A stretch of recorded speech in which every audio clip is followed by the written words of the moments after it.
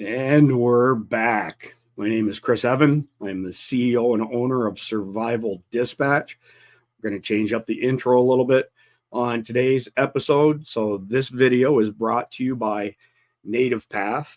And I have a bunch of their drink mixes here. And I've been going through them like crazy. So basically what happened here is we're getting older. All of us, but me in particular. Lots of mileage on my body. And as time goes on, it's hard to maintain strength that I've had for many years. Some of you know I competed at a world-class level for many years in powerlifting, set a bunch of world records, et cetera, et cetera.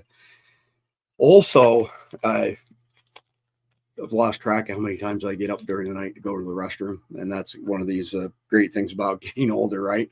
So the Army did some research and came up with a breakthrough on some of the ingredients that are in these drink mixes. And essentially what it boils down to, it's not a special sports drink or anything like that. It's not meant to, boost your electrolytes, et cetera, et cetera. It improves your hydration. So by improving your hydration, it gives you better muscle strength, less soreness, but it also improves your bladder health, meaning that not only do you not have to drink as much because it hydrates you better, you don't have to get up 3, 4, 5 times a night running to the bathroom. So anyway, a doctor in Texas leveraged the information from the U.S. Army, put it into these drink mixes. It's really, really good. I've been doing it for well over a month now, and I'm really happy with it. It tastes great, by the way, as well. A lot of that stuff, not so much. Click the link below. There's up to a 44% discount at nativehydrate.com/dispatch, but you also get free shipping and a free gift. So it's a win all around in that regard. This video is also brought to you by our friends at CCW Safe, which, by the way, this has got the Native Hydrate drink in it. Stay tuned for more information on CCW Safe and why we partnered with them after 18 months of searching for the right partner for self-defense. You'll also hear more with regards to Sawyer's Products. American made, American owned. Awesome guys. The results are in on these things as far as water filtration is concerned, and they passed all of the tests that we threw at it. So with that being said, I'm going to bring on the rest of our panel. And we've got my good friend Jeff MD has joined us, 26-year CIA operative, Survival Dispatch's version of 007. We have a lot of fans over in the UK that, by the way, love Jeff. They've asked us to try and twist his arm into running for president in 2028. Jeff MD for president. We've got our undercover intel agent S2, and we've got Noel from National File. Noel, I'm going to ask you to introduce yourself to our audience because I'm sure I would do no justice, but golly, you have been on the cutting edge of breaking some big news stories over the years, and we're going to cover one today. But go ahead in your own words and introduce yourself, please. Well, thanks for having me, guys. I appreciate it. National File is just kind of like an upstart Breitbart. We started in 2019 after Big League Politics. The whole crew jumped over and kicked off a brand new project. Patrick Howley, the great Patrick Howley from Breitbart, he was the lead beat reporter on Hillary back in 2016, and he jumped over and founded with me. And of course, he of the Ralph Northam blackface Klan hood scandal fame. And we also broke the Justin Fairfax scandal there, who was going to be your next Barack Obama coming out of the state of Virginia. And so we broke the Ashley Biden diary in 2020. They did very well to sort of cover up the fact that it was we who broke it. Of course, they made James O'Keefe into a hero over all of that. I'm not going to get into the sour grapes there, but obviously it was her diary. We believe it played actually a pretty pivotal role in his stepping aside this year. We had a documentary in the works about the diary and the true story of the diary. Of course, they did not want that content to come out. There's no question about that. A couple of other big stories: Cal Cunningham scandal here in North Carolina. Patrick and I worked on that one together closely. And so that was a big one. We kept the 50-50 Senate at a time when we lost the House to Nancy Pelosi and lost the White House to Joe Biden. There there's several more. In fact, one of the big ones for this election this year, we put in prison a guy who the feds were absolutely going to roll out and trot out as a shooter. Many folks might not know, there was a shooter at the Capitol on January the 6th. He climbed up the scaffolding on the east lawn, and he discharged his firearm at precisely 2:30 in the afternoon. And his name is John Emanuel Benuelos. He was a known entity to the feds and to NBC and to Ryan Riley and to the sedition hunters, they call themselves. these brave cat boys who sit in their basements. And so so this guy, John Emanuel Benuelos, he was even on NBC brandishing his firearm back in January of 2021. And they say very well know who this guy is. He later commits a murder in Utah, in Salt Lake City. He is rolled up for that. They are interviewing him, and of course, they let him go, but not before they, of course, extracted his rationale for why he was at January 6th. And of course, this is a Latin American guy who speaks almost no English, but his very perfectly worded excuse for being in January 6th that was printed in the newspapers. I don't know what it sounded like, but I'm going to give you my best. It went something like this. It went, I was at January 6th because I love Donald Trump. I love Donald Trump. I'm MAGA, America first. Okay. And they say that he loves Donald Trump. And then they let him go for murder. And they don't charge him. He's walking free now for murder and for shooting a gun at the January 6th thing, where, by the way, every grandma who stepped on the wrong blade of grass got rolled up and got a public enema on CNN. And so, but then not this guy, not John Emanuel Benuelos, who puts on a Trump hat and shoots a gun at the Capitol. He doesn't get the enema of media. And so, after Derek Evans and I broke this story, we put it up on j6footage.org. And then the only folks in media who covered it were Charlie Kirk and Steve Bannon. And every time I go on air, like, we have this, like, frenemy kind of relationship with Steve. Like, Steve, cover this. It's big news. No, cover this, Steve. No, cover this, Steve. All right. Finally.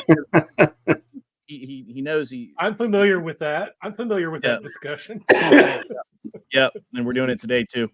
And I guess this other story. But the point is that they had this coup that's ongoing, this color revolution planned. They've had it planned for many, many, many years now, of course. Even before they've been planning for this stuff way before 2020. And we're just seeing it play out right now in real time.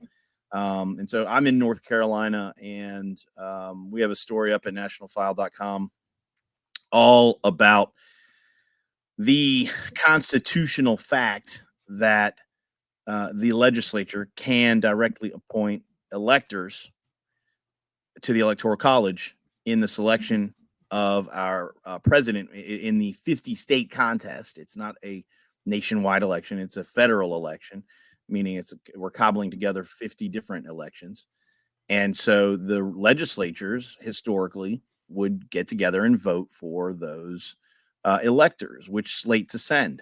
And that's how it worked for the first 100 or so years of the Republic, until politicians learned that they could avoid accountability. Okay. And how do they avoid accountability? They have this thing called a popular election.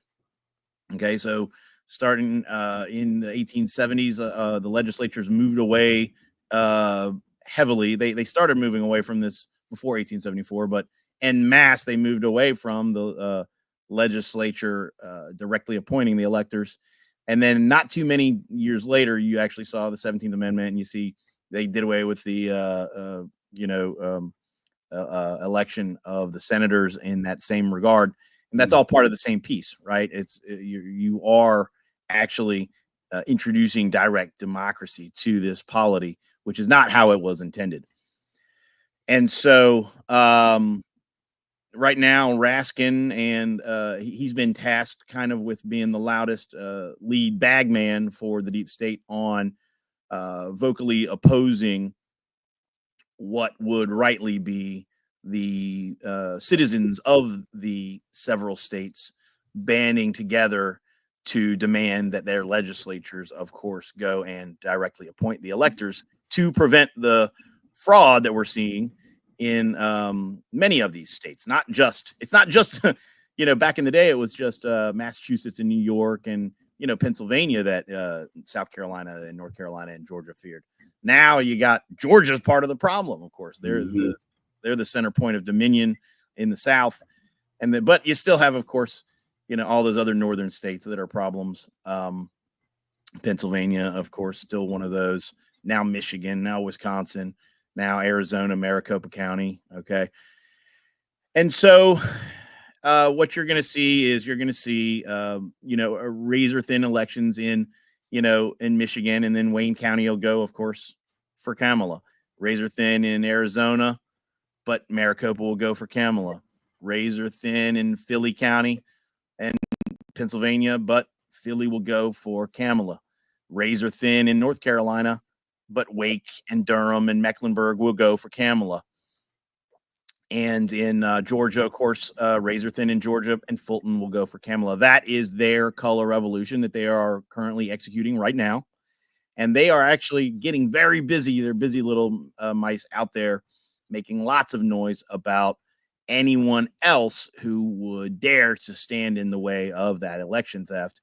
And they're going to call us extremists. They're going to call us all kinds of names. They're going to allege that we're inciting violence. They're going to do all sorts of, we're terrorists, we're domestic terrorists. They're going to use all that language. They've been gearing up for this for years.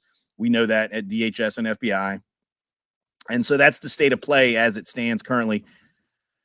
I have to say, the elector plan could be a silver bullet if all of the Q audience would get on board. I hope they do.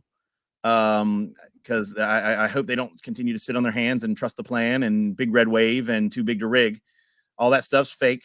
Trust the plan didn't work. Trump's not in charge of the military. Trump's not in charge of the government. Okay. Right. Not thousands of sealed indictments. I don't want to offend anybody, but we're just talking facts here. And you can't prepare for what's next unless you deal in reality. So we have to do that. Yeah, for sure. They didn't arrest anybody at the Capitol the other day when they were running the helicopters in and out. Yeah, right. Yeah. So awesome job of summarizing that, Noel. I really appreciate that. Jeff S2, our work is done here. Noel has covered all the bases, so we can call it a wrap. I'm just kidding. You did a great synopsis there. Really appreciate it, Noel. I have the video queued up of Jamie Raskin, and I'm going to play that in just a second. I want to get the conflicted question of the day out of the way. It's a short one, and it's germane to our conversation today. Describe America with Trump as president. Is he the answer to a better future or just another member of the same old system? So as per usual, when we get to the end of this episode, the three of us will answer, or four of us, I should say, will answer that question. And we want to see your answers down below in the comment section. Back to our regular scheduled program now. Gotta tell you what, these watches, I don't know if you're familiar with the Garmin watches. No, they do all kinds of things. You can even punch ballistics into this watch and it'll give you all your dope that you need. But for me, every time a topic comes up like this video that I'm fixing to play, my watch goes off and says I have an irregular heartbeat, and it's essentially giving me warnings. It's become a bit of a joke at Survival Dispatch now. When something crazy comes up, people are like, what's your watch doing, Chris? Is it on mute or is it live? So guaranteed it will go off. I can't watch this guy without my blood pressure rising. So let's have a listen to Jamie Raskin and him threatening the entire country, essentially. What it means to be on the Quad. What's going to be up to us on January 6, 2020. What it means to. What's going to be up to us on January 6, 2020. All right. Technical difficulties here. I'm looking at this play button down here and didn't realize the text was going to take me to the next video. So apologies for that. Let's start it from the beginning properly. 25 to tell the rampaging Trump mobs that he's disqualified. And then we need bodyguards for everybody in civil war conditions. I'm going to edit out this section for fuck's sake. That pisses me the fuck off that they put a play button beside that damn thing. All right. 3, 2, 1. It's going to be up to us on January 6, 2025 to tell the rampaging Trump mobs that he's disqualified. And then we need bodyguards for everybody in civil war conditions, all because the 9 justices, not all of them, but simply do not want to do their job. What he has just said there is worse than what any words that were ever said by Donald Trump at that rally. Is he going to be arrested? Is the FBI going to raid Raskin's home? Should be right now, because he just said that there's going to be a civil war and that if Donald Trump wins the election, he will refuse to seat him. The language Raskin just used, this kind of language by Democrats is made to scare people from voting for Donald Trump. He is threatening civil war. Yeah, it's pretty a terrifying comment.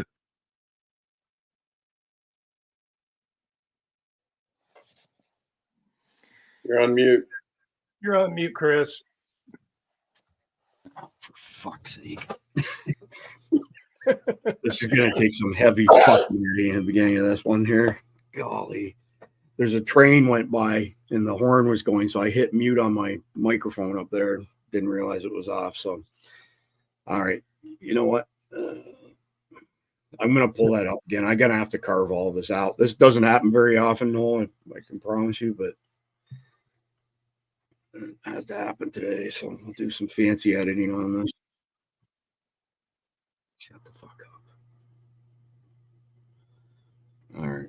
So apologies, but I got to play this again so that I can edit it properly.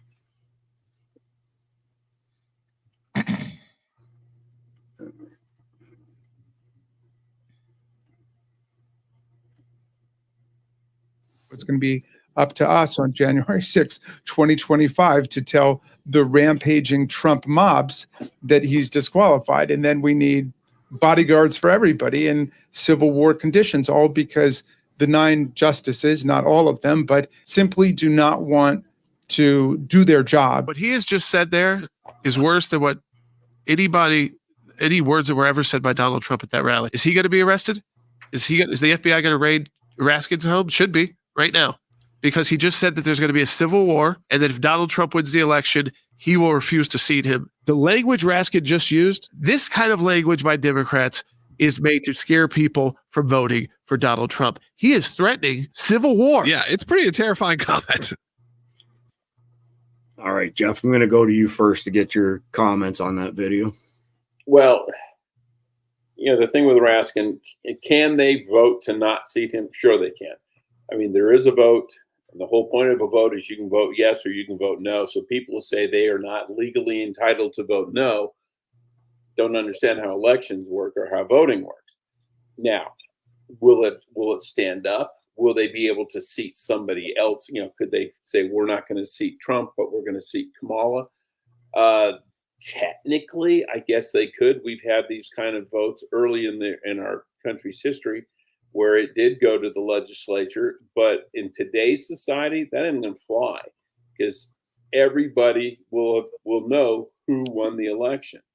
Back in the early 1800s, the electors, they had to travel hundreds of miles to all get together and figure out who was going to be the next president or how the voting was going to go. Today, people will know for the most part the night of the election who really won the election. So for them to try and say, well, I know 80 million of you or 90 million or 100 million of you voted for Trump, but we don't think so.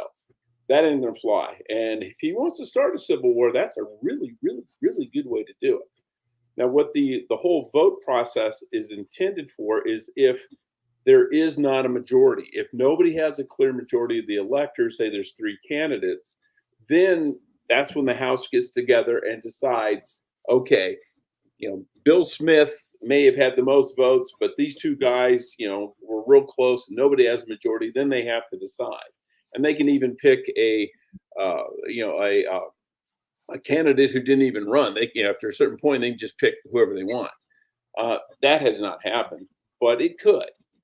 But for him to go in advance and say, we don't care how the election goes, we don't care if Trump really did win, we're not going to seat him, that's going to be an ugly one. But he would probably have to get Republicans to go along with him. This is going to be difficult. Although there are rhinos out there, who the hell knows? Let's assume things get to that point. S2, what's your position based on the updates, the very quiet updates to DOD Directive 5240.01 in conjunction with Raskin's comments?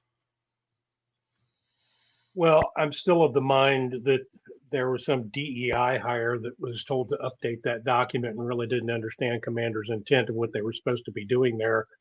And furthermore, I believe that, I'm no lawyer, but I believe that Jamie Raskin, by simply making that statement, is guilty of seditious conspiracy. He basically admits to creating conditions for an insurrection that is going to be carried out by the Democrats. And anybody else that was in that room is guilty of it as well, and they should be arrested immediately. Not a bad interpretation. Noel, what are your thoughts? Because we didn't mention 5240.01 until now. Give me your thoughts on how that, applies to what Jamie Raskin essentially threatened the country with. Right. So there's no question that they're setting up this scenario whereby the government can then come back around and say, hey, look, you did X. And by the way, when and if any violence pops off, it's going to be some of the low IQ DEI hires, okay, that are inside of some of these federal agencies, okay, and departments. And that includes DOD. Most of I live here near Fort Bragg. It's not Fort Liberty, it's Fort Bragg, because to say Liberty would be very unhetero. So these guys who live here, they're not going to be the ones who are going to pull the trigger when they have their firearm aimed at a U.S. citizen. It's going to be some of the very recent hires. There are members of the DOD, okay, servicemen and women in our armed forces, in the U.S. Army in particular, who I believe will follow that order. I've spoken with them. I've interviewed them. There are some who will do it. Now, these are not going to be en masse. I think when a lot of times this, executive order, goes around the news in the conservative news space, everybody thinks like, oh, the government's going to come and start, shooting people like en masse. It's not going to be, they can't conceivably run this as a massive operation. The way they're going to roll it out is as a essentially like a limited illusion, which is kind of what we've seen a lot of recently. January 6th was a limited illusion. They had a very tight frame on what's going on there down at the Capitol. Here it is, okay? And you see a little bit of smoke for a little bit of time, and then boom, it's insurrection we're talking about on TV, right? With no firearms involved, except for that of John Emanuel Benuelos and Byrd, who killed Ashley Babbitt. Mm-hmm. And so they're going to do the same thing. I mean, October 7, limited illusion. Yeah, were some people hurt? Absolutely. Did some people die? Yes. By the way, Israel killed a lot of those people with their helicopters. That's a limited illusion. And so bam, we go to war, and now there's, tens of thousands of people killed in Gaza so that they can put in a new end run around the Suez Canal that they're in charge of rather than Egypt. This is what they do. They run limited illusions. And you have to understand what tools the enemy is using if you're going to deal in real terms with what's going on the ground. They're going to roll out some limited illusions.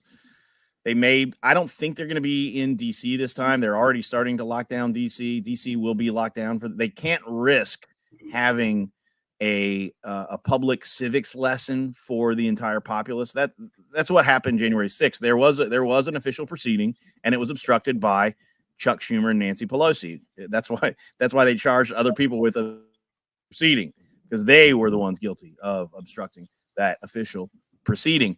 And that's what this is all about. This is all about making sure that the electorate does not know what's going on with these official proceedings. Okay. You can't have a popularly reported vote having to deal with the rejection of fraudulent electors. You just can't have that on camera. If people knew about that, these guys know that they would be in serious trouble because they're losing the consent of the governed. So I think you're going to see November and December skirmishes probably in some of the state houses. quite frankly, the state houses is where we need to start having some of this pressure bubble up. On January the 6th, we had 141 votes to reject electors. Well, we needed another 125 or so. Okay. We didn't have anywhere near enough. There's 535 members in that joint session. We only had 141. We needed more like 267 or whatever the number is. Okay. So we were about 125 votes short. I was there whipping the votes on that day. I was astonished we got to 141, quite frankly. I don't think that we need to worry about the ratification of the votes just yet. I think that's a conversation for the second half of December and the first days of January. I think right now the conversation needs to center around the state capitals, and just in terms of thinking tactically here, where do the boots need to go? The boots need to go to the state capitals, because your state legislators can directly appoint their electors. You need to demand that your state legislators directly appoint your electors, because that is on no planet should a federal delegate from South Carolina, okay, William Timmons or Lindsey Graham or Tim Scott or run through the delegation. Should they be Jeff Duncan, Nancy Mace? It's a bunch of S bags down there in South Carolina, but there's not a good one almost. Ralph Norman. On no planet should the federal delegation in South Carolina vote to ratify electors from a state where this election was fraudulently run with a Dominion-style machine or an ES&S-style machine plugged into the internet with closed source code software that runs and administers that election. In fact, I'm going to go a little bit further. I know I'm in good company here. It should be considered an act of treason for Lindsey Graham and Nancy Mace and Ralph Norman and William Timmons and Jeff Duncan to vote to accept electors from a state like Massachusetts, Rhode Island, Connecticut, New York, Illinois, Washington, Oregon, Georgia, where the machines are run by a Dominion-style machine, ES&S-style machine, where the machine is connected to the internet and there's closed source code. There's only one reason to have closed source code running an election machine, a ballot counting machine, and that is to fraudulently implement the algorithm which can reassign vote tallies. And that is treason. So if you vote for that, I'm just going to tell you where this is going. This is going to be considered treason. Maybe not in January of 2025, but certainly as we're leading into the 2028 election, this is where we're going. This is the future. Mark my words. You heard it here first. It will be treason to ratify a slate of electors from a Dominion-style, ES&S-style state. Absolutely fascinating comments on your part, Noel. I'm going to pull up one of your tweets just to show our audience that this started with you as far as following the Constitution and legislatures directly appointing electors. And I like how you say the left is going apoplectic here. Well, that's a tongue twister. But yeah, I love this article that you sent just before we convened this. Jeff, I'm going to keep going in a circle. And so Jeff's up next. Jeff, I want you to comment on CNN's headline here that these mega activists are preparing to undermine the election. We're going to steal the election, essentially, is the way I interpret that. Well, yeah, I mean, they always say that. I mean, it's projection. They're trying to steal it, and if they don't steal it, they're going to say we stole it. But playing devil's advocate here, I think you got to be careful about this. Telling your state house or your Congress to directly appoint the electors that you want, because what's sauce for the goose is sauce for the gander. Because you could have a state like, say, New Mexico, which is traditionally Democrat, legislature's Democrat, say it goes for Trump. Their legislature could then turn around and say, we're going to appoint our electors and we're going to make them Kamala Harris electors. Mm-hmm. And that can go, any swing state that is controlled by Democrats can do the exact same thing. Okay, Noel, 1 second. So you've got to be careful because, it works both ways. Because if you can do it to them, there's nothing to stop them from doing it right back to you. 100% agree. 100% true statement. Not wrong at all. In fact, absolutely spot on, correct analysis. Yes, they can.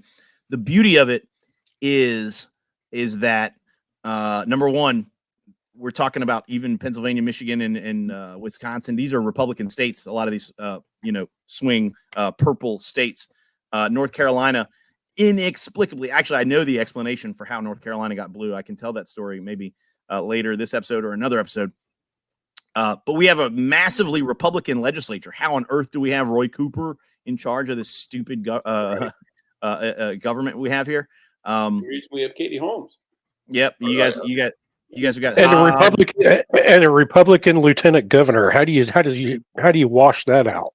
So mark my words, and we're going to start. So with speaking of these machines, you're going to start to see all kinds of crazy outcomes, and the media is going to, of course, do backflips and gymnastics and somersaults to try to explain how we get all these crazy outcomes. There's going to be, look, everybody here knows that there's kind of two elections. There's the real vote, the real count, okay, and the too big to rig story, which it is very big.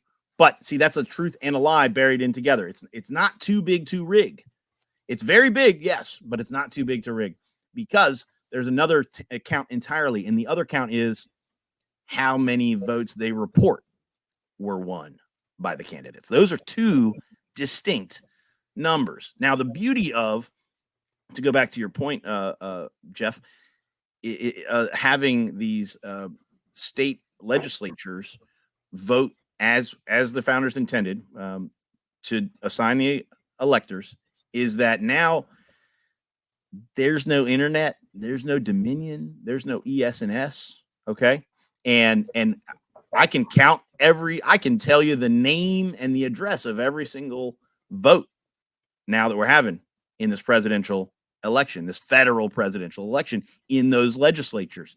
And the same way we know where a swing county is, the problem with, Wayne County and Philly and Maricopa, man, there's millions of votes. Good luck trying to sort that nonsense out. Well, in the legislature in Michigan and in the legislature in Georgia and in the legislature in Philly and Pennsylvania and in Harrisburg and in the legislature, in Wisconsin, in Madison, there's like 3 bubble legislators or 5 bubble legislators. And let me tell you a secret. And especially in a place like Pennsylvania, Wisconsin, and Michigan, even those Democrats on the bubble, those middle, and these are full-time legislatures. A lot of these guys are on the dole, man. In these union states, they are basically on the dole, making 100, 120, 150 G's a year in a stupid state legislature. It's obscene, of course, and they don't want to lose those jobs. That's actually to the point here. They do not want to lose those jobs, even as Democrats. Now, those guys know their district, and they know that their district is pro-Trump.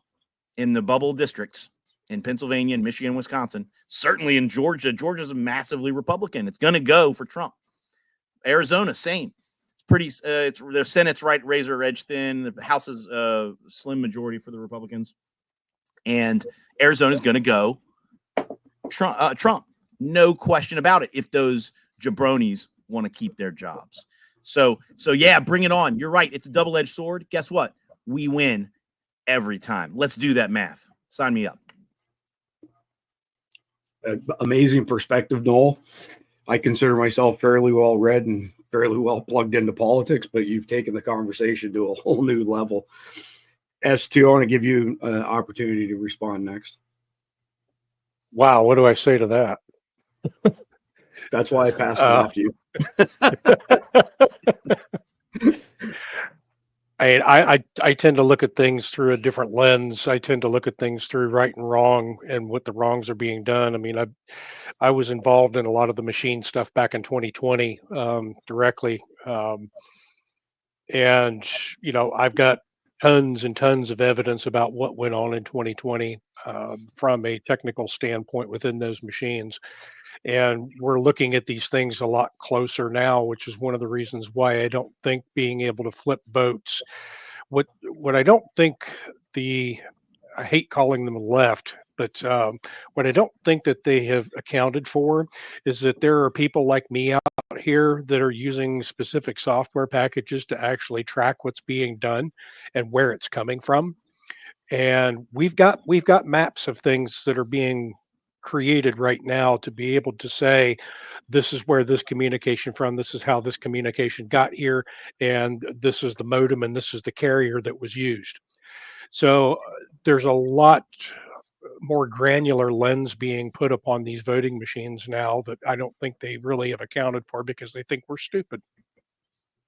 That's about all I can say to that. I'm not gonna speak to what Noel just said with the politics of things, because that's an area that I know what I call them the 10 commandments in the Constitution are, but I don't tend to look at things through that lens because there's so many loopholes that the Democrats have demonstrated time and time again that they're going to exploit. So the point is, great to have a constitution, but if you're going to have loopholes that allows people to slip through and do the wrong thing, then what's the point of it?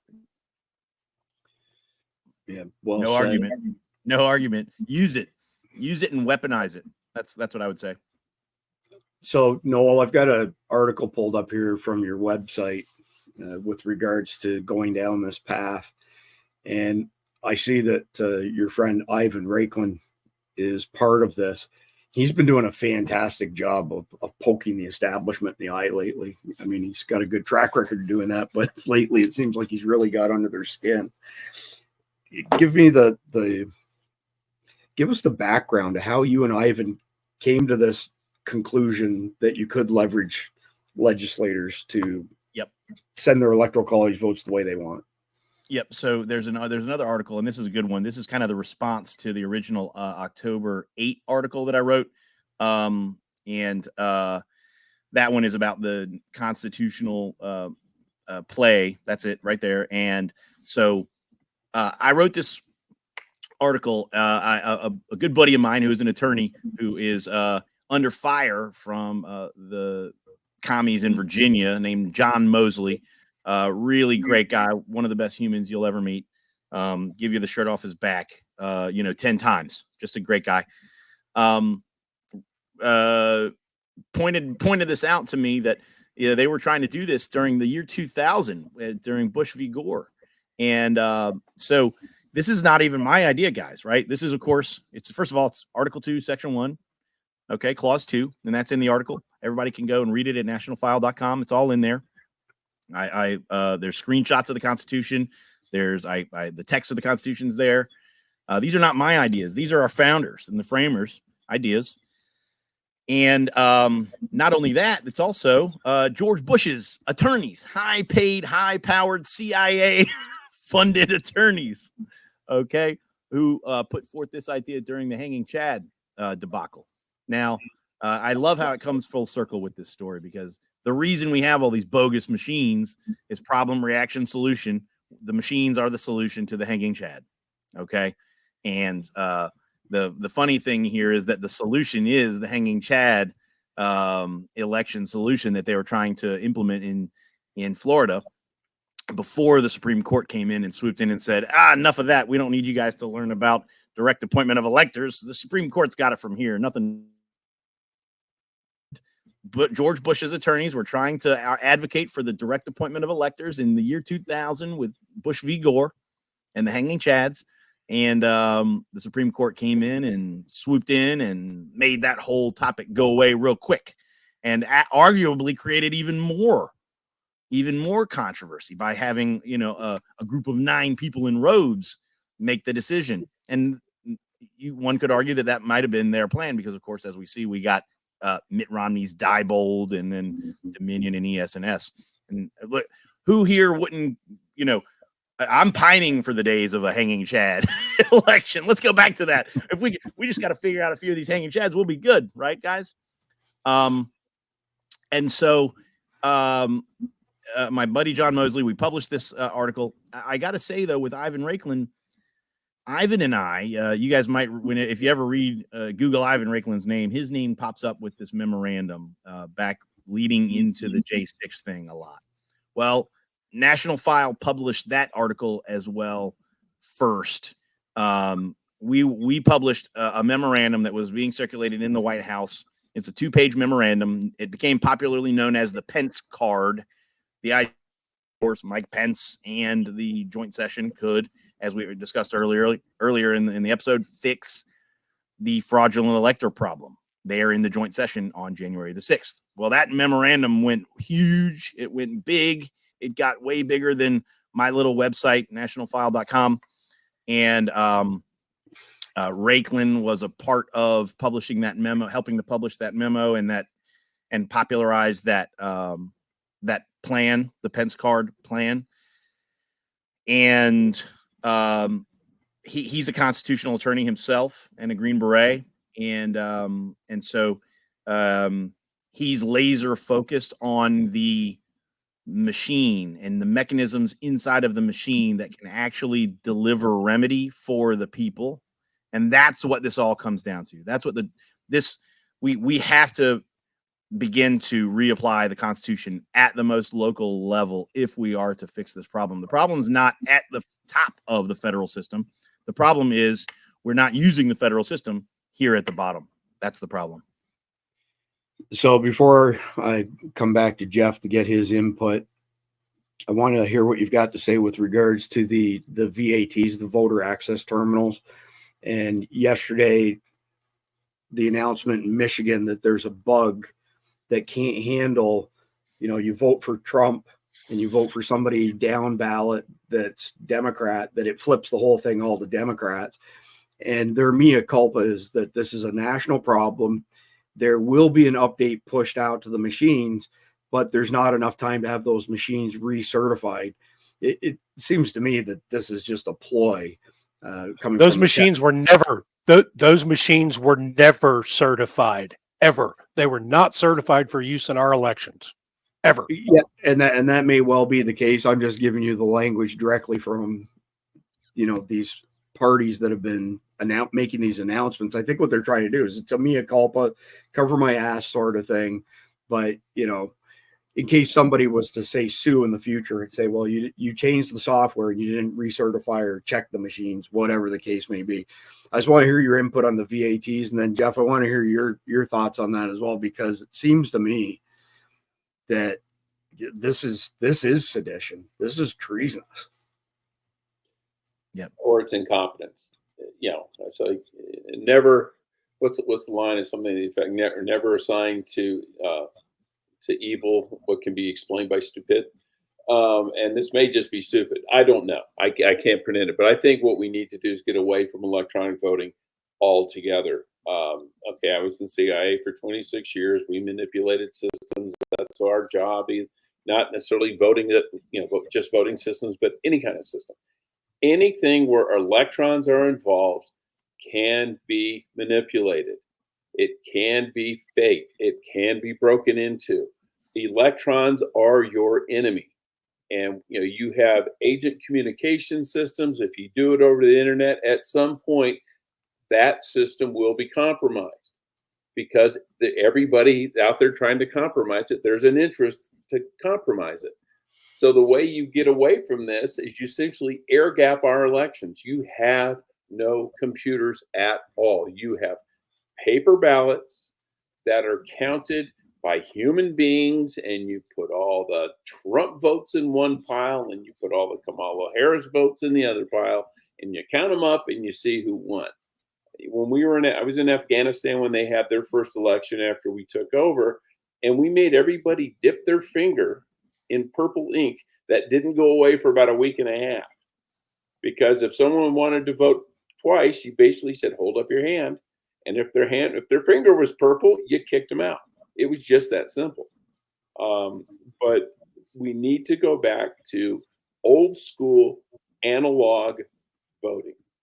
Can you fake it? Sure you can. You can have fake ballots. You can run people in multiple times, but you can't do it en masse. You can't, with the push of a button, create 300,000 votes, or with the push of a button, flip 300,000 votes.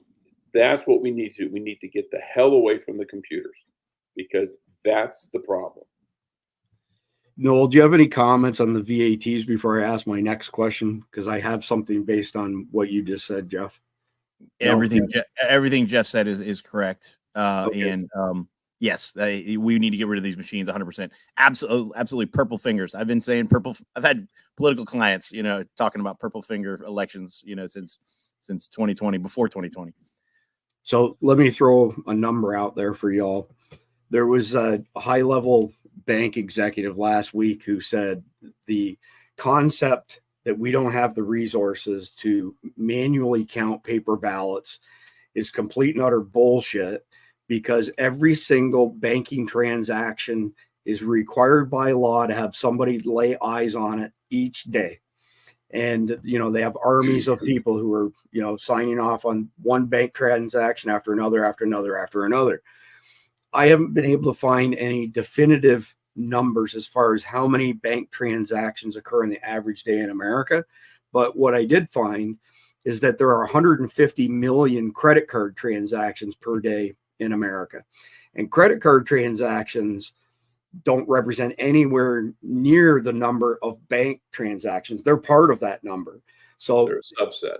If there were no bank transactions other than credit cards, 150 million a day that have had somebody lay eyes on them, but we can't count paper ballots.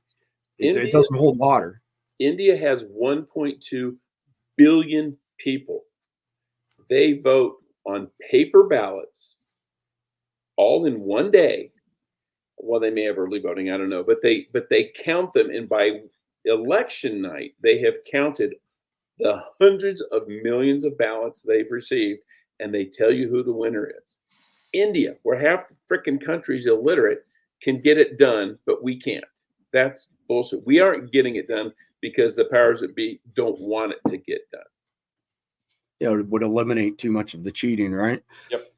So I want to pivot a little bit here, but this is relative to our conversation here today. So Todd Callender and Doc Pete Chambers did a presentation in Croatia during the whole pandemic thing, right? And I wish I could bring up the slide deck. I have it, but the second I bring it up, we will get nuked off of YouTube and Facebook and potentially other platforms that we broadcast to, like LinkedIn as well. But what I can show, and that I'm going to show, is that one of our loyal followers by the name of Chuck Allen sent me this diagram that I'm fixing to put up on screen. And I had a discussion with Todd, and Todd was like, yeah, Doc Pete and I discussed that in our presentation in Croatia, a few years back. And that's why I have the slide deck. And I shared it with Noel earlier today. So let me pull that up quickly. And we'll go through this in more detail in a minute, but this essentially shows you the hierarchy of the global cabal, whatever you want to call them. But when I shared it with Noel earlier today, he sent me a link to this article that he wrote several months ago, August 22nd, 2024. So I want to come back to that graphic in a minute, Noel, but I'd like you to give us the Cliff Notes version of the article that's up on screen right now. Yeah, well, basically they want to kill a lot of people. And they don't even hide it, actually. The Club of Rome. So now we're getting into territory where you say some of these phrases and they'll just start calling you names. They're going to call you far right. They're going to call you fringe. They're going to call you a conspiracy theorist. None of this is a conspiracy when it comes to the Club of Rome. Okay. The Club of Rome is very open. They do not hide at all. They exist entirely out in the open. And I wouldn't have published it if that weren't the case. And so I have this article up here at nationalfile.com. The president of the Club of Rome is calling for a CCP-style giant leap and transforming the food system and a complete shakeup to create shocks. And there's another link, too, that I'll make sure you guys see later. But Sandrine Dixon DeCleve is her name. She very openly is talking about these Great Leap Forward style policy changes, and that fits in very much in line with the graphic you're showing there.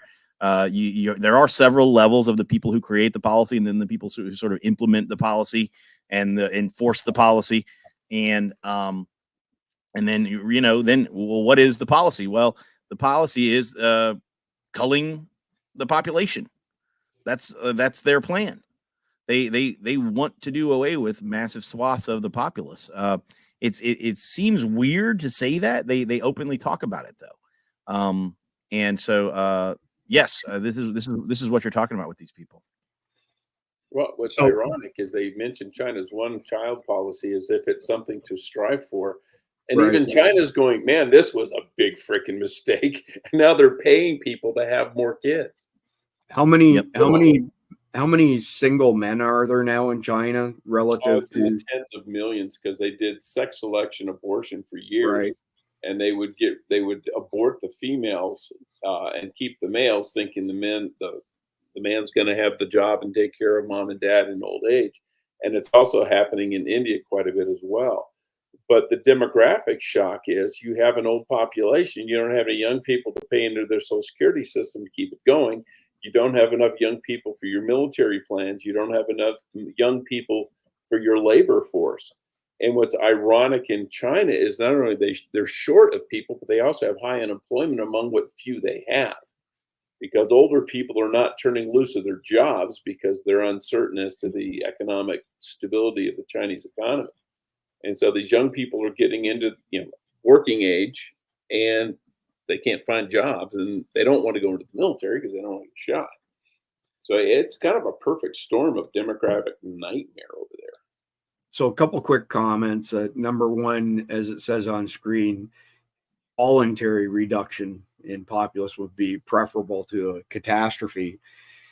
But I think that a lot of this is happening in our food system. Our food supply is poisoned, and it's not just chemicals. It's things like copious amounts of soy, which destroys males' production of testosterone. I've said it before, I'll say it again. The average 20-year-old today has the testosterone level that a 70-year-old man had 20 years ago. And that's a direct result of this ultra-processed food being poisoned, essentially.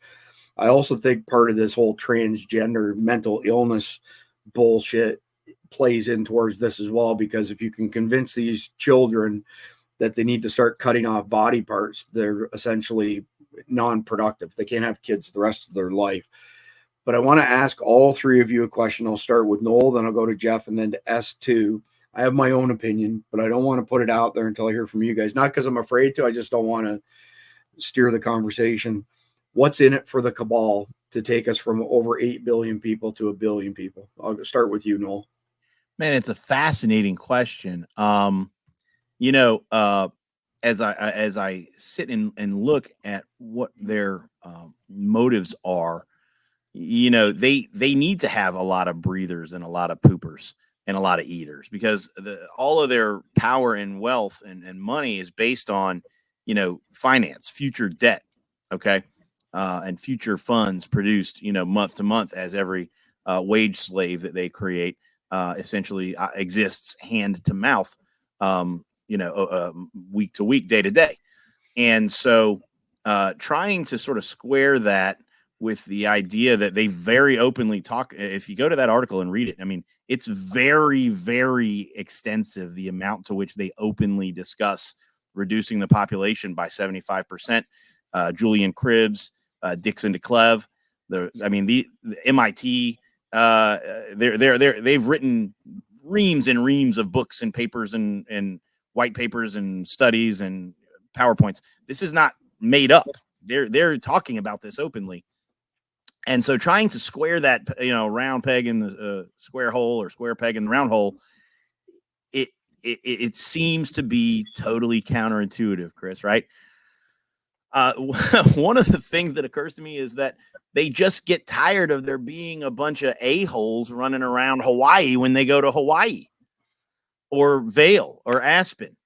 or Breckenridge. There, if you've been to Breckenridge, it's overrun with Texans, and they don't like Texans.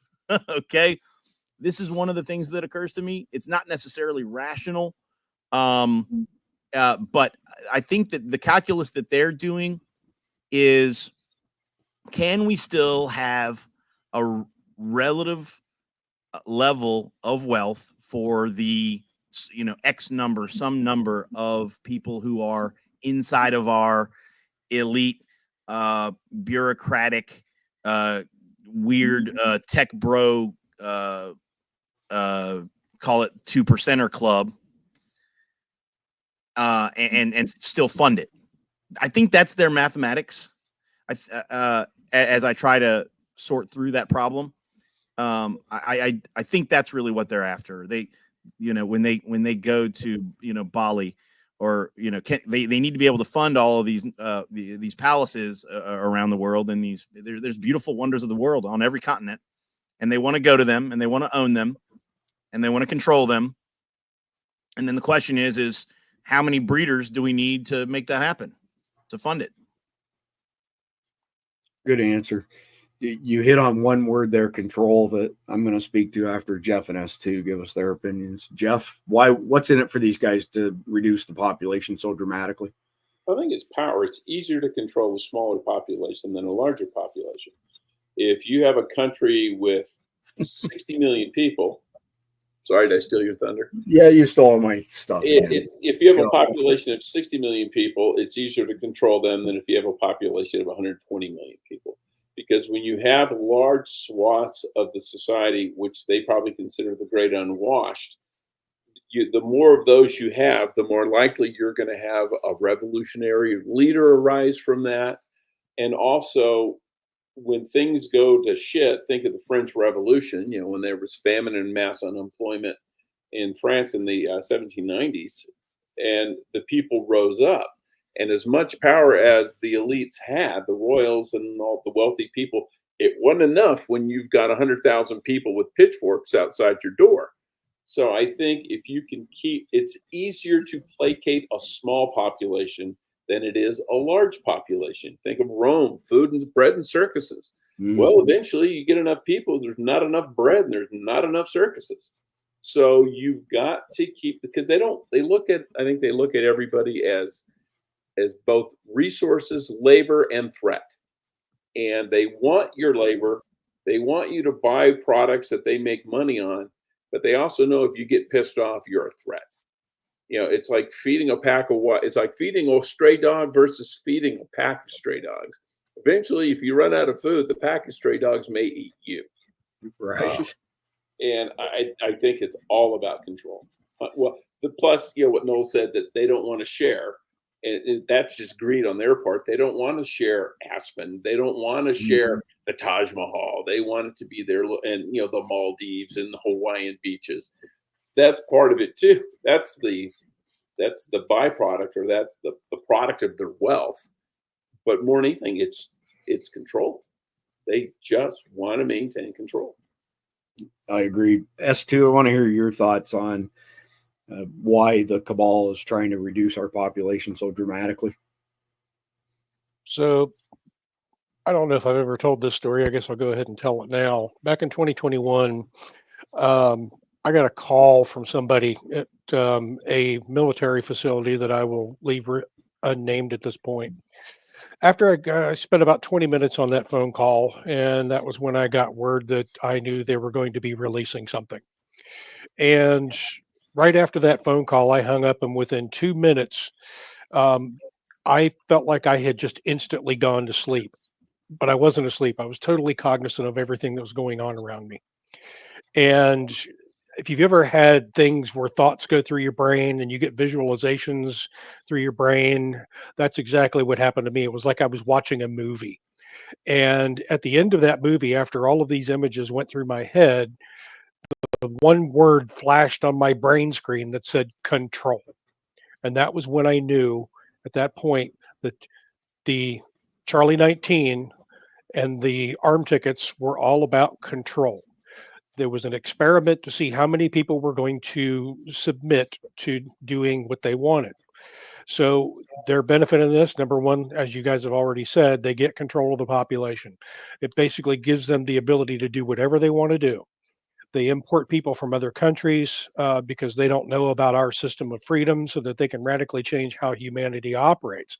And they're doing this in advance. I mean, basically, it seems the reason, if I want to go back to the Constitution, it seems the reason is clear for all of the illegals is that they can create and advance the political environment to create more representation among the states and continuation of the illusion that we actually have a choice of who's being selected. Um, that's really all I see here outside of the economic benefits for them. I don't see, and there's also the other spiritual aspect of this too, which is the ushering in of the Antichrist, which I do believe we are in those days when we are the. I don't consider the Antichrist necessarily a person, although it is named in the Bible. I consider it to be more of a spirit, and we're already seeing that spirit. It's pervasive throughout our population right now. The spirit of Antichrist has infested our country, and the people that are coming in are going to be just as infested as we are, and it's going to go into perpetuity. Yeah, that's well said, Stu. I mean, we've had these discussions with regards to Russia being the second largest Christian nation in the world, and how pretty much everybody at Survival Dispatch has more in common with Vladimir Putin and his values, the nuclear family, than we do with the entire left, and including all the rhinos as well, for that matter. So I'm in agreement with all of you, as far as it's a control thing. Less people, easier to control, especially by putting people into becoming slaves, which I would argue many people in the Western world are already in that class, where they live paycheck to paycheck and they work for 99.9% of their life. There is no retirement, and they're dead, and that's it. So they spent their entire life working on behalf of the powers that be. So speaking of the powers that be, I want to give everybody a chance to comment on this. And I have a suspicion that this infographic itself may get us smoked on YouTube, but we're going to roll the dice and throw it out there anyway. So, Noel, when you were discussing like your initial comments with regards to how they're not hiding this, they're very vocal. The first thing that popped into my head was Agenda 2030 and the World Economic Forum, right? And then the second thought that popped into my head is this chart. Again, this is the same chart that Chuck Allen, one of our followers, sent, but was also in Todd's and Doc Pete's presentation. Was, the WEF is not at the top of the food chain. They're just another piece of this policy making component right here. If you can see my cursor. So, Noel, I want to start with you because this is really your wheelhouse. Explain the nature of this graphic and how all these pieces fit together, please.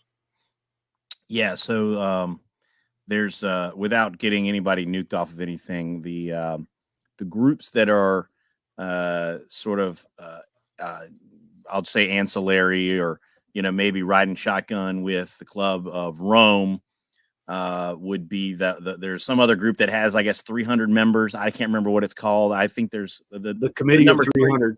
The number 300. The Committee of 300. I'll let you guys handle all that stuff. So there's those guys.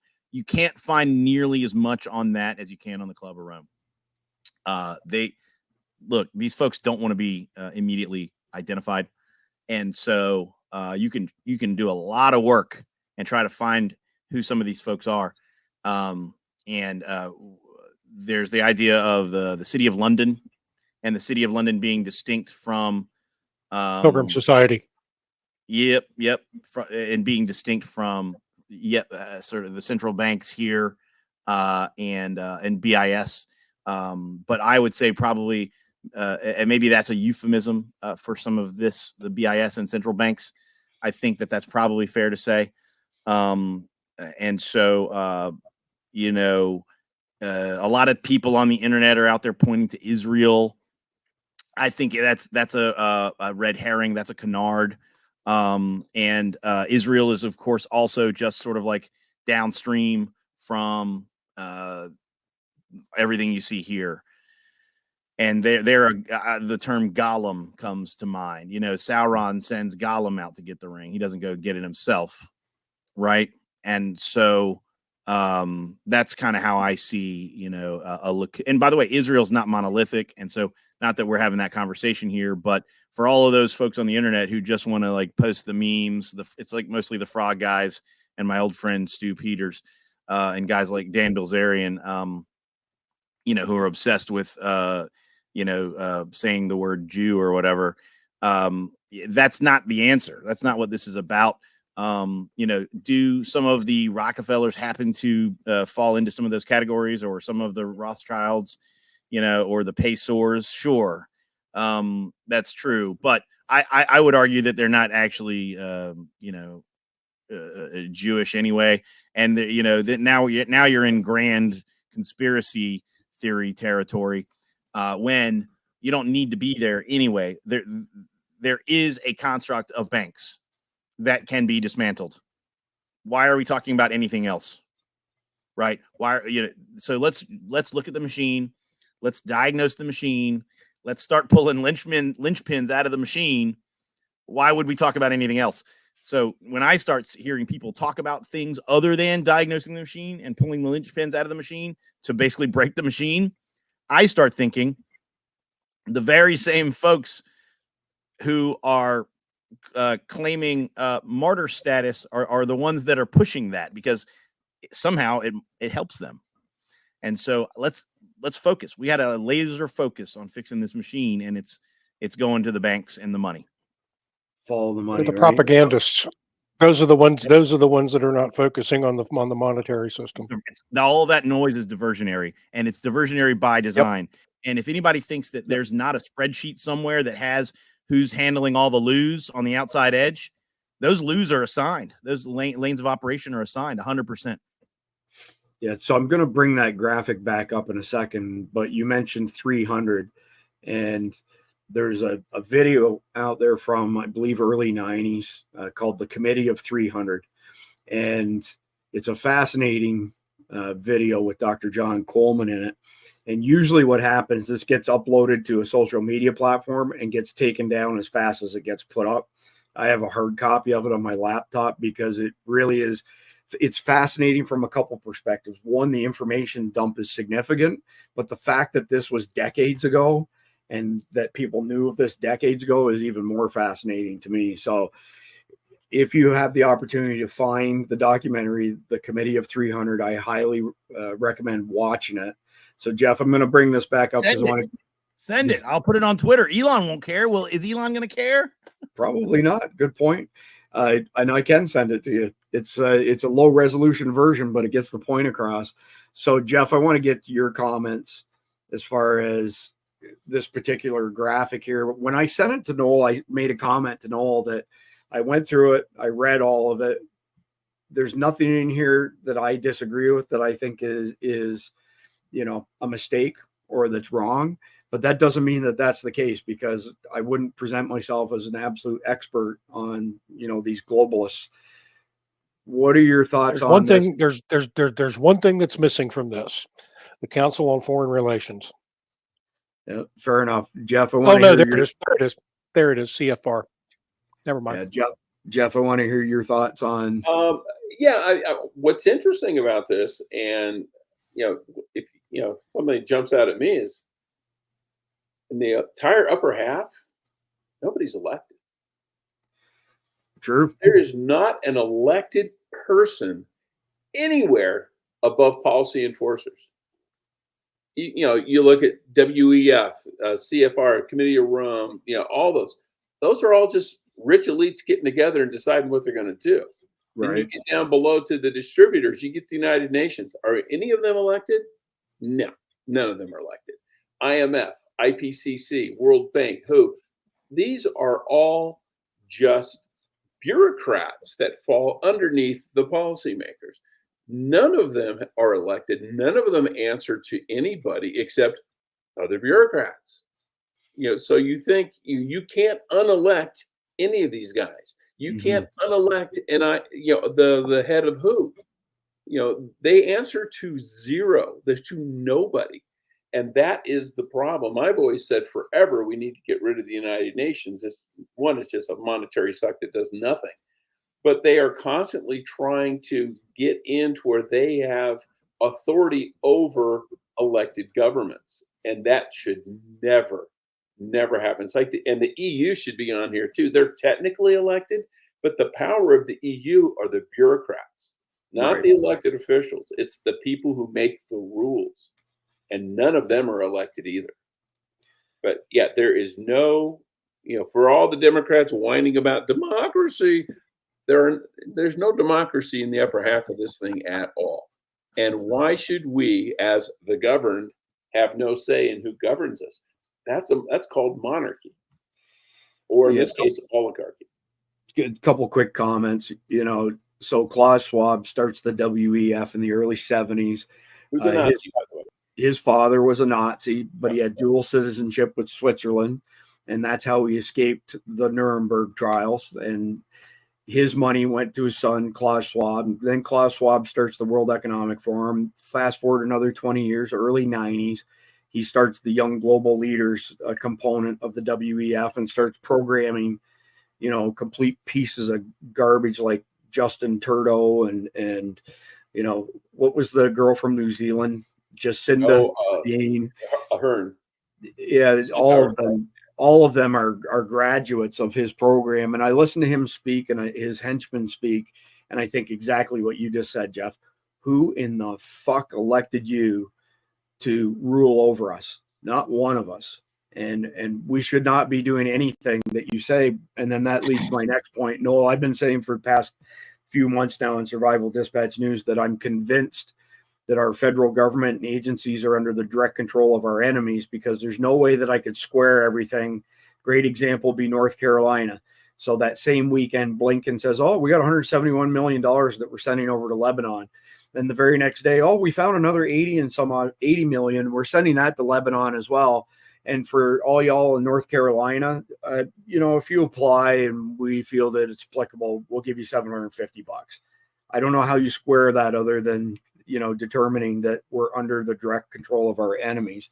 So S2, I want to hear your thoughts on this diagram, which again, I think is pretty accurate. I will add one thing, by the way. The Committee of 300, the file I have, like it says, low resolution. It's an hour and 45 minutes long. It's 778 megabytes.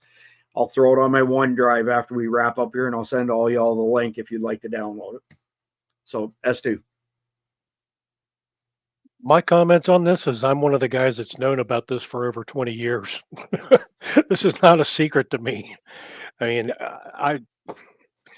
when I came back and I saw the way things were contrasted overseas compared to what we have here, I started to understand that our politicians have been completely owned ever since, and that their only way to continue the banking system was to create wars. And that was how all of these people that sat here at the bureaucratic level, that's how they made their money. So now, in my estimation, what they're trying to do by depopulating the world is they are trying to minimize the damage to them by collapsing the system so that they can cover up their crimes. They have stolen, they have pillaged, they have looted the populations of the world. And now they have to collapse it. They have to depopulate because, like Jeff said, the pack of dogs is coming to their door and they see it. On the other side of the coin, I also think that in order to defeat them, you need to not need them. A parallel agora-like society needs to be created, and we're seeing that in a lot of ways already in progress. Once you get to that point of where you don't need them monetarily, you don't need to depend upon them for anything, they can say they control the water, but they really don't, and that can be easily taken over. So once you get to that point of where you don't need them, they become the useless eaters themselves, and they become the insignificant parts of society. I think S2 hit on something too with the endless wars, is that the nature of warfare has changed over the last probably 40 years at the most. Large standing armies are no longer necessary. If you look at when we invaded Iraq in '92, how many troops did we have? 150,000 maybe. The Iraqi army was bigger, but they weren't as well equipped. And then in the second one, same kind of thing. We didn't go in there. World War II, we had 14 million men under arms. Mhm.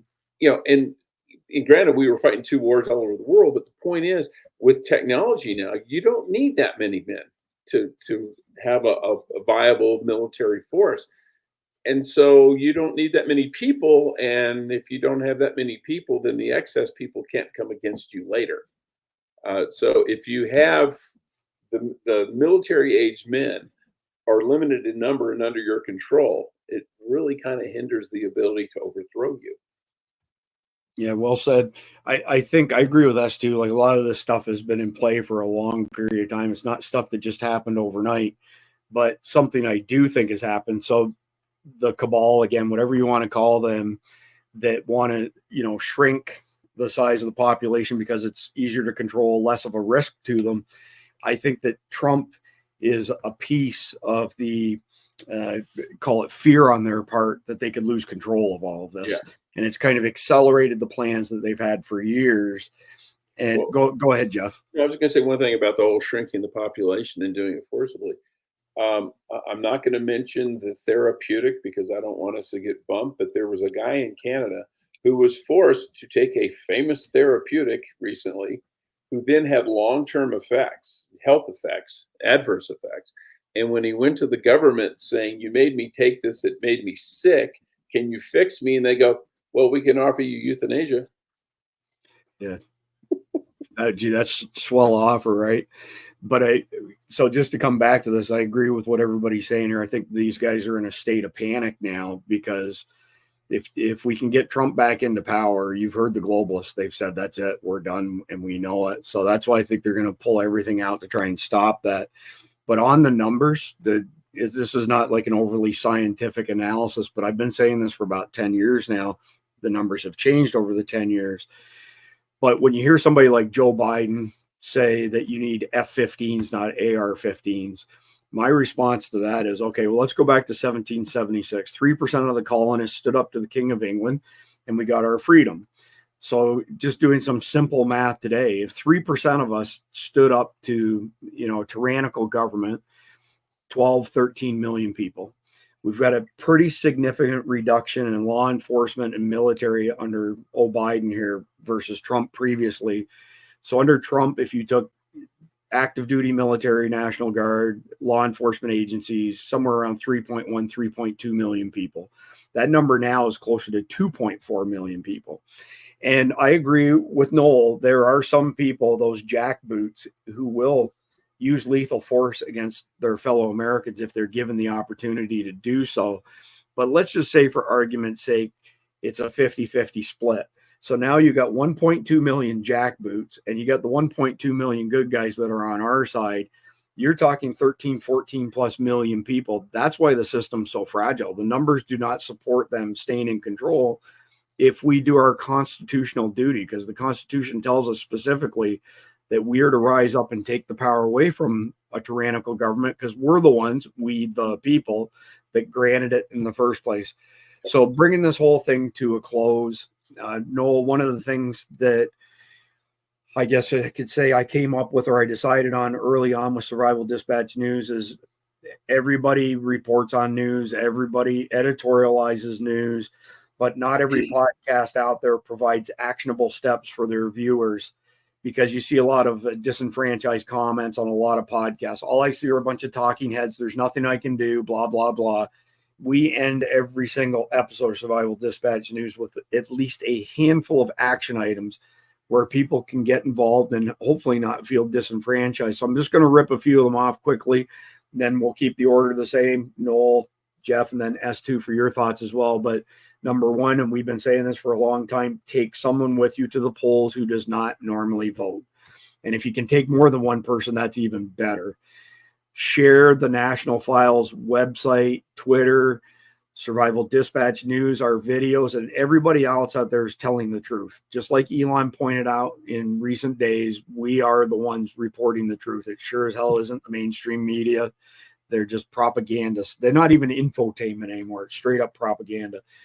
Third thing I had on our list is we're running out of time, but there still is a little bit of time left to volunteer to be a poll watcher. And we've seen a number of things happen this week that have come as a direct result of poll watchers, as well as better leadership in the RNC. There's things that happened in the past few days to keep non-citizens off voter rolls and other stuff that Laura Trump has been behind. And then my last piece of advice, again, we're a survival prepping company, is stack up the basics: food, water, meds, any ammunition. Noel, what can you add to the list as far as our audience and what they can do?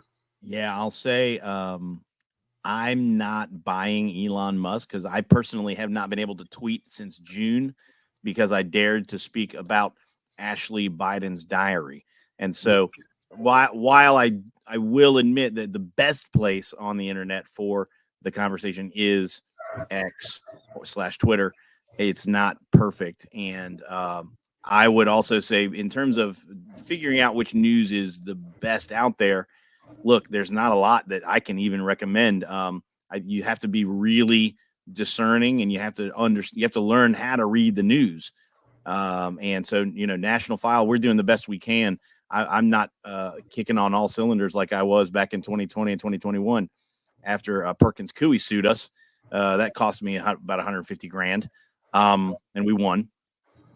But of course, the process was the punishment there. But National File offers remedy, and remedy comes down to, like I say, picking up the hood, looking under the hood, finding where the which linchpins do you need to pull out to if it's a bad guy's car to break that car down, or if it's a good guy's car, what do you need to do to get the spark plug kicking it? And so that's what you've got to do. You've got to be really discerning with your news. Where is the remedy? And it's at right now. We've got to go to the state level. The state level has to stand up to the Fed on this nonsense. With what they're trying to do is they're trying to run a federal election as if it's one election. That's what they're trying to do. And you have to break it into 50 different elections, and you have to have your Secretary of State and your state legislature break up that monopoly. You can't have the federal gov monopolize the running and execution of 50 states elections. F that, bump that, throw it in the garbage. So you got to go tell your state legislator, your speaker, your Senate leader, special session right now. We are only accepting electors from states that do not have ES&S and Dominion style machines that are connected to the internet, that have closed source code software. You must reject those slates. Jeff, before I go to you, a couple quick comments. Noel, as you were saying that, I'm thinking of Merrick Garland and the DOJ suing Virginia over taking illegal aliens off of voter rolls. Like self-identified illegal aliens. Yeah, exactly. I mean, again, it depends on how fired up I get, how much, profanity and cuss words I use, but Merrick Garland can fuck off and die. Who made him the arbiter of all this stuff? He's way outside the lines of what he's allowed to do, and he doesn't even have a valid oath of office. So, go check that out with Todd Callender, Noel. Not one person in the Biden admin has a valid oath of office. Wow. And one of his researchers, they're all actors. One of his researchers, Lisa McGee's her name, has filed hundreds, if not thousands, of FOIAs for people's oaths of office. So, for example, Mayorkas, he filed an oath of office. It's not notarized. It's not legit. Merrick Garland doesn't have an oath of office. Wow. Oh, yeah. And so, you were speaking with regards to X not being perfect. I've been suspended 3 times in the past few months on X for merely quoting the law. Okay. And the punishment for being guilty of treason. And that ties directly into the oath of office. If you do not have a valid oath of office, you can't be tried, convicted, and hung for sedition or being a traitor. Okay. What you can be tried for is to be a government imposter, which carries a maximum 5-year sentence. So the reason that none of these people in the Biden cabinet have a valid oath of office is to hedge against Trump or somebody else getting in power and, essentially taking it all the way through to that penalty. Right. And now we'll probably get taken down on X for me saying that again, but whatever. I would say that not only is there woke code under the hood on X that snags people like me for saying the truth, but I don't think that Elon is like the be all and end all, just like I don't think Trump is the be all and end all, but I think that they're the best options that we have at this particular point in time. But if we're going to talk freedom of speech, there's one platform and one platform out there only that you can speak the truth on with no fear of retribution, and that's CloudHub. That's Todd Callender's platform. And the only thing that doesn't fly on CloudHub, pardon me, is illegal activity and pornography. If it's outside of that, you will not get taken off of cloudhub.com. And God bless Todd Callender for standing up against all these, bad people that are trying to control our world and our lives. Jeff, your thoughts on what our audience can do? Well, everything that you guys have said, but vote, take people to the polls, be a poll watcher if you can. But when it comes down to information, and I've said this before, be skeptical. Being a skeptic is not a bad thing. It is a good thing. Do not accept anything at face value. I don't care if it's from MSNBC or National File. Read the article. Who are the sources? And when you see the mainstream media, according to unnamed sources, well, that's code word for bullshit. If they're not willing, unless it's some national security thing where someone's going to get shot if they told you, but for the most part, if someone is from the Bureau of Election Affairs, there's no reason they can't be quoted. All right, so this, when people are hiding the sources of their information, be skeptical, and even if they provide it, look for that person. Where are they? A real person? What do they do? Are they out there? Have they given other interviews? Have they said the same thing or similar things on other platforms or to other people? Just do your research. It doesn't take that long. You can look stuff up in 2 minutes. Don't use Google. I use Brave, but check it. It's not hard to fact check this stuff. And if someone's lying to you, and they've lied to you repeatedly, this is why I use with the climate change whack jobs. If someone's been lying to you for 40 years, why are you believing them now? Just don't believe them and move on. And excellent point. Find a better source. Yeah, search.brave.com and yandex.com, yandex.com. Those are our two recommended search engines. S2, anything you can think of that our audience should be doing? Well, I'm going to start this by making a comment on something you said. Joe Biden said we needed F-15s to fight a war with the federal government. Ask him how that worked out for Afghanistan. Yeah. For both us and the Russians. I would say that one of the things that people need to do that they have not been doing is go back. Knowledge and information is power. Go back and get a copy of the Constitution and start reading the Constitution and understand what your rights are. These are not rights that are given to us by the government. They're rights that are given to us by God. So they don't control us. Secondly, if you have an opportunity to start working in a parallel economy by purchasing products from companies that don't hate you, from using monetary systems that don't hate you, by all means, diversify yourself. Yes, you're still going to need to participate in the existing system as it is right now, but you need to get yourself off of the dependencies of government. When we talk about elections, yes, the presidential election is very, very, very important right now. But I think where Noel's going with this is the right direction. And I would even take it down a notch lower than that. You need to start looking at who you're voting for in your local elections as well. Because at the end of the day, that's really what is going to set the tone of the table for what happens in your state governments as well. And then thirdly, get yourself down there, like Noel said, to your state legislatures and start putting pressure on those people that will stand up and say, no, we are not accepting fraudulent election slate of electors. We're not doing it. Right on. Well said, S2. You mentioned the whole Afghanistan thing.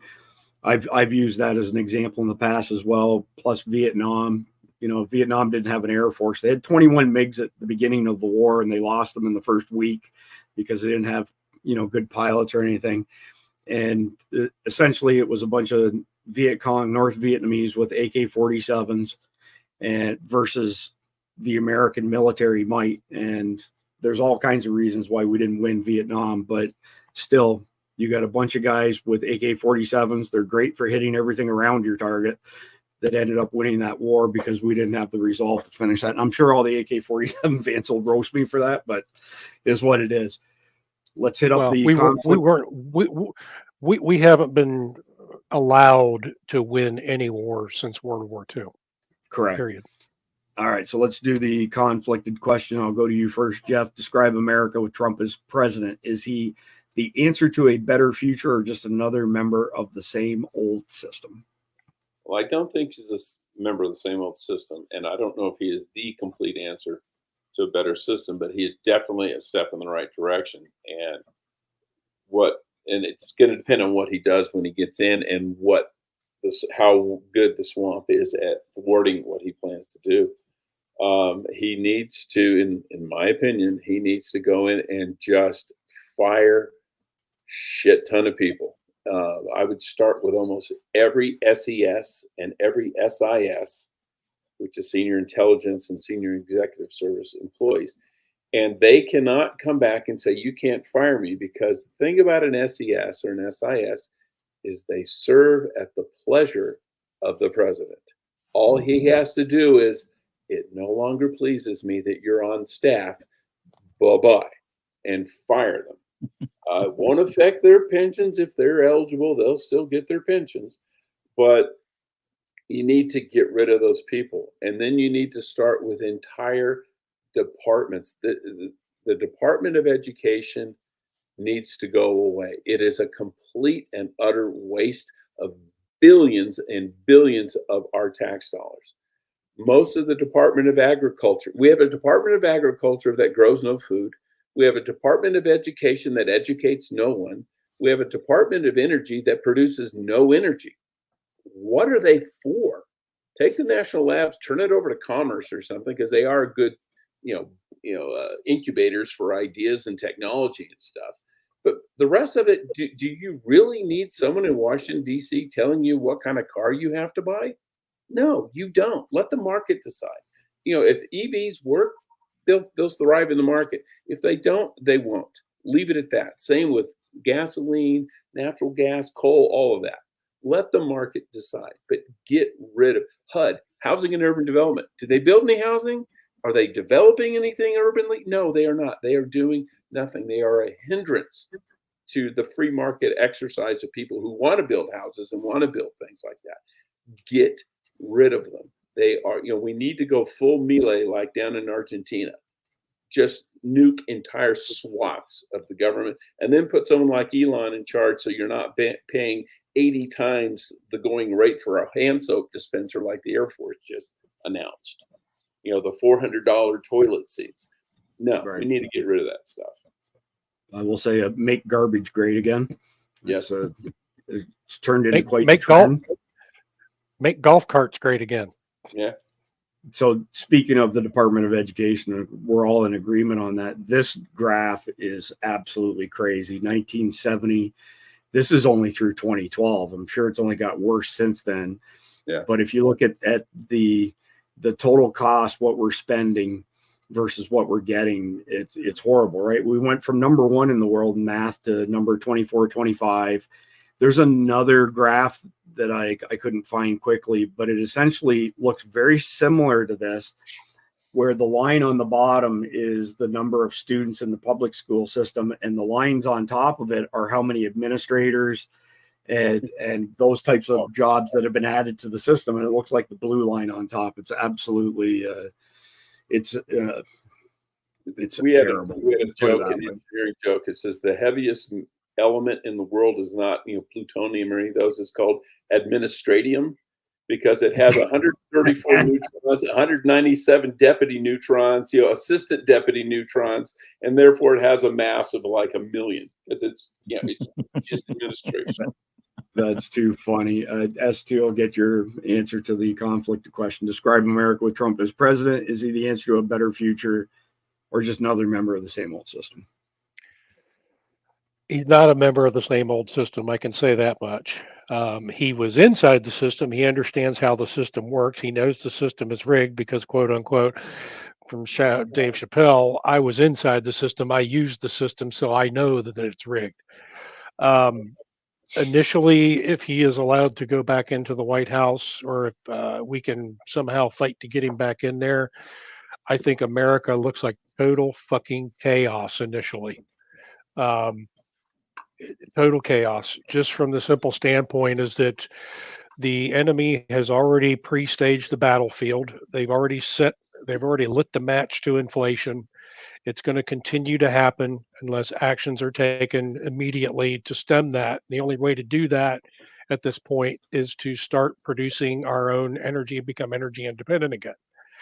That's the only thing that's going to bring the cost of goods down, and put pressure on the corporations to say, just because you had your prices raised during inflation doesn't mean you get to keep them where they are. I think going down the road a little bit later, there's other things that the match has already been lit on too, where they've prepared this to make, they can come back and they can blame Trump to say, oh, look, President Trump he's done this now. He's done this now. No, everybody needs to remember their history of what's been going on for the last 4 years and say, no, Democrats set this up before Trump got into office. So therefore it is your fault. Later on down the road, maybe towards the end of his presidency, I think we'll probably see a lot of that chaos die down. But it's still going to be there. And that's when we have to work even harder to make sure that the person that comes in to replace him is as good or better. Fair enough. Noel, your thoughts? I've always thought that he was transitional rather than transformational. And so the reward for, if he happens to get in, and I do not believe he will, but if he happens to resume occupancy there at the White House and take it from the usurper Biden, I think the reward for that job that will have been well done is simply going to be more hard work. In S2, you're right there. It's going to be a total shit show. They're going to think about what they did to Zinke, think about what they did to Pruitt.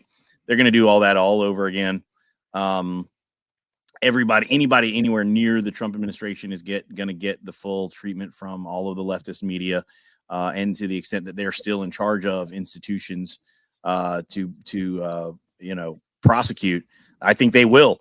If Trump immediately flip over the entire DOJ, nothing changes at all. By the way, I mean, the DOJ worked against Trump the entire time he was in office the first time. And Mike Pence worked with Paul Ryan against Trump the first 2 years that we had the House and the Senate. Where there's no way we're going to get I don't think, like I said earlier, I think you're going to see some really weird split ticket results. I think I alluded to this. The numbers of votes for people that come out, I can just give you one from the last election in Wisconsin. Something like 85% of the people who are eligible voting age to vote voted in Wisconsin. That didn't happen. Okay. You're going to you're seeing the same things happen already in Michigan. One voting record had 29 votes that went viral yesterday. I think we just put up a news story in Michigan also, something like 2.5 times the number of voters or something. 2.5 voters per voter are voting right now. They're not going to let him take office. So I generally think this is kind of a moot point. I would love if Trump would win. And you know why? Here's the answer. So we can go beat his ass and make him do what he's supposed to do. That's why. But other than that, I don't think it's going to happen. I would love that chance. They're not going to give it to us. Fair enough, Noel. Yeah, we've covered this topic ad nauseum on Survival Dispatch News, and they are not going to hand it back. We did a flow chart, Noel, that basically what it boiled down to was that Trump will get the most votes, but they'll try to cheat bigger than what the margin of victory is. And if they don't get away with that, Merchan's going to throw him in jail on November 26th. And if they can Epstein him, that's the end of it. If they can't Epstein him, they're going to use the 14th Amendment. They've already said that to disqualify him. Consider this. Again, you only need these couple of 5 swing states or whatever they got. Imagine Kamala Harris presiding over the joint session and announcing, this is how they're going to kick off like false flags. She announces that she won the Electoral College. I think they're going to go old school before they go any 14th Amendment stuff.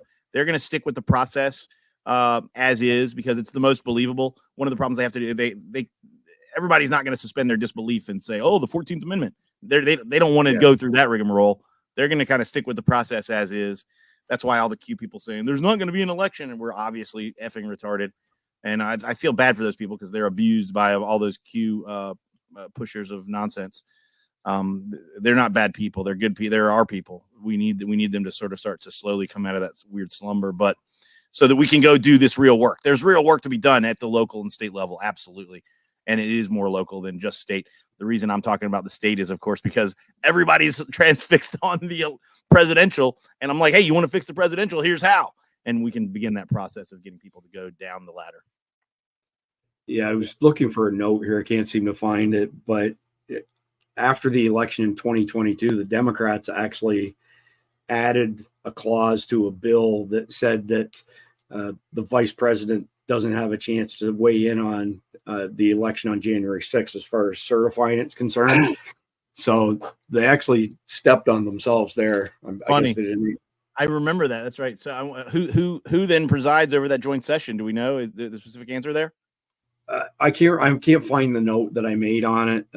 I'm not sure if I guess I'd be the majority leader, which is Schumer. It'll be Chuck. Yeah. Could be, but either way, if we get past Trump, them putting Trump in jail, and we do get to January 6th, they've said they're not going to certify it, and we have no reason to believe otherwise.